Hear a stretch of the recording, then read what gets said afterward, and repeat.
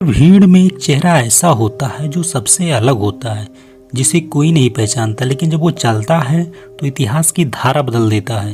वो जो अनदेखा रहा लेकिन अजेय रहा, वो जिसे कभी कम आंका गया पर जब चमका तो सब कुछ चौंका गया।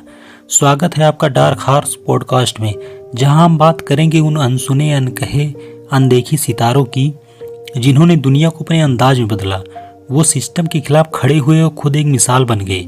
जी हाँ, मैं हूँ दीपेंद्र कुमार और आज हम एक नई सोच, एक नई ऊर्जा, एक नई नायक की तलाश में निकलेंगे, क्योंकि कहानी हमेशा विजेताओं की नहीं होती।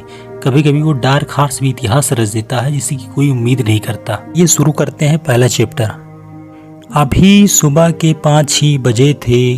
चिड़िया चूं चूं कर रही थी। हल्का हल्का धुंधलापन छितरा हुआ था। विनायक बाबू जल्दी जल्दी बदन पर सरसों का तेल घसे बाल्टी लोटा लिए घर के ठीक सामने आंगनबाड़ी केंद्र की हाथे वाली चापानल पर पहुंच गए।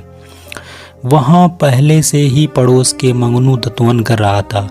विनायक बाबू ने बाल्टी रखते ही कहा, तनी नलवा चलाए दा मंगनू, झट से नहा ले, निकलना है।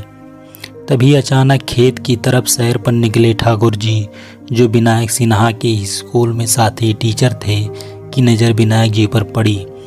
इतना बिहाने बने स्नान ध्यान हो रहा है, कहाँ का जतरा है मास्टर साहब? खैनी रगड़ते हुए ठाकुर जी ने पूछा। विनायक बाबू तब तक 4 लोटा पानी डाल चुके थे। गमछा से पीठ पोंछते हुए बोले, हाँ आज तनी संतोष दिल्ली जा रहा है, वहीं स्टेशन छोड़ने जाना है। 10:30 बजे का ट्रेन है विक्रमशिला। अभी भूरे भूरे दिल्ली? ठाकुर जी ने बड़े कौतूहल से पूछा। विनायक बाबू ने गीली लुंगी बदलते हुए कहा, हाँ बीए कर लिया है यहीं भागलपुर टेनबी कॉलेज से। अब बोला एमए पीएचडी का डिग्री जमा करके क्या होगा इस युग में। सोचा दिल्ली जाते हैं, आईएएस की तैयारी करेंगे। जितना दिन में लोग एमए करेगा, मन लगा के पढ़ लिया तो उतने दिन में आईएएस बन जाएगा। ठाकुर जी ने सहमति में सिर हिलाते हुए कहा, वो बात तो ठीक बोला। हाँ यहाँ कुछ भविष्य न है, खाली एमए बीए के पूछता है आजकल। हमारे साड़ू साहब भी यहीं किए, यहीं बोकारो स्टील प्लांट में हैं। लड़का को बोकारो में पढ़ाए, अभी दिल्ली भेजे हैं आईएएस वाला तैयारी करने। अरे महाराज सोचिए ना, आईएएस हो गए तो 3 पुश्ते तार देगा हो विनायक बाबू। सुनते ही विनायक बाबू की आंखों में लाल बत्ती जल गई।